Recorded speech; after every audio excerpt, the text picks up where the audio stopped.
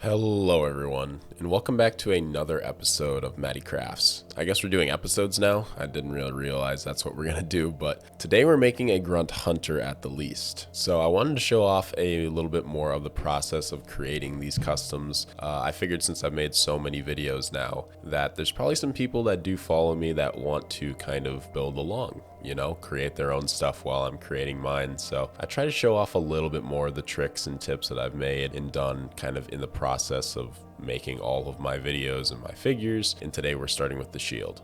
So I just cut it out with cardboard. And now we're going to be working on cutting off the Grunt's backpack. Now the Grunt backpack is pretty simple to cut off. I just take a little hacksaw here and start going. You definitely want to be careful with this because I've had the hacksaw slip before and almost hit my finger, and you don't really want to amputate a finger while working on a, Halo toy. It's not really worth the price. But once I'm done with that, making sure the Grunt is ready to be molded, then I'm going to take a little bit of green stuff and start applying it onto the shield. Now I attached it to a Sharpie just because it makes it a lot easier to kind of get that perfect shield shape, or at least the shape that I was going for.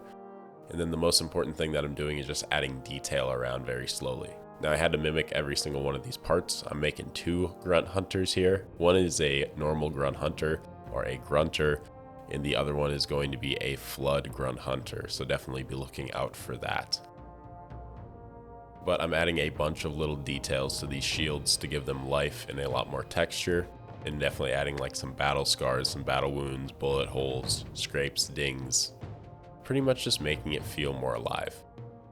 Now we're moving right on to the Grunt Hunter himself. We're going to start with the face. I wanted to come up with a more original design for this. I feel like some of my designs in the past, I think I've made 5 Grunt Hunters at least. And I feel like some of the designs can suck. So this one I really tried to give a, good, strong, heavily armored look to it with green stuff in my X-Acto blade. And I think I did a pretty good job with that.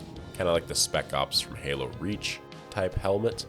And then I'm using this little grabber tool, tweezers I guess, to poke a little hole on either side, or a little line, kind of like the Spec Ops look. Then I went in the back and just added these little holes to where the spikes are going to go to the Grunt Hunters.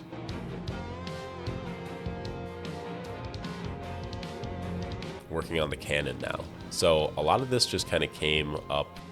I didn't really look at too many pictures or references. I did have a few other Grunt Hunters that I made in the past to kind of look at, but I still make them all different every single time. I think that's the cool thing with working with green stuff and not doing a 3D CADing program sometime.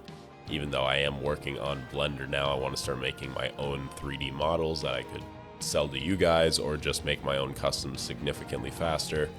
But that's going to be an entire process in itself and probably a long time before I get all the equipment to really do it. But I'm very excited to give it a shot. So as you see, I'm just adding various pieces of green stuff all around.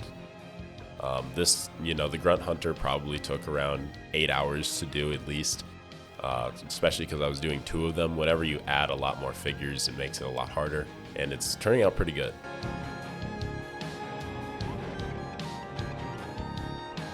This is definitely my best model and version of one. And then when we're getting to the painting, I just mixed a little bit of white and black to make this gray color for the skin tone. And I had to do the skin tone a few times. You're not always going to be able to do it just once. You got to go over again and again and again, especially when you're working with a figure. And I don't set it up with little wire amateurs to kind of hold everything. I like to make sure I'm showing you guys the most that I can when I make my videos. So sometimes things get smudged. Then we're doing a light white dry brush all the way around the figure, kind of abusing this Grunter right here. He's just having to take the abuse of the dry brush, and it adds a lot of detail in the end. Now I'm doing some purple work. I want to make sure I add a little bit of purple, kind of give it that Night Ops, Spec Ops kind of look. Very light, you can't really tell when it's all done, but in person you can tell a whole lot more. So hopefully my camera will pick that up pretty good for you guys. Adding little bits of color differentiation is kind of important. It just makes the figure have more life, and you want to make every single figure fun and enjoyable, especially if you're working on it for so long. You don't want to waste your time and ruin the paint job and rush it. So take your time with the paint job for sure.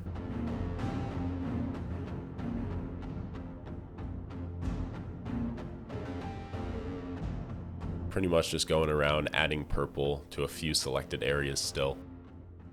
And then we're going to add a little bit of silver. This is like the battle damage and the scarring that the Grunter's shield and armor has gone through the various battles of fighting the Covenant, or fighting the UNSC, and possibly even the Covenant, I guess, if he's a banished Grunter, or the Flood as well.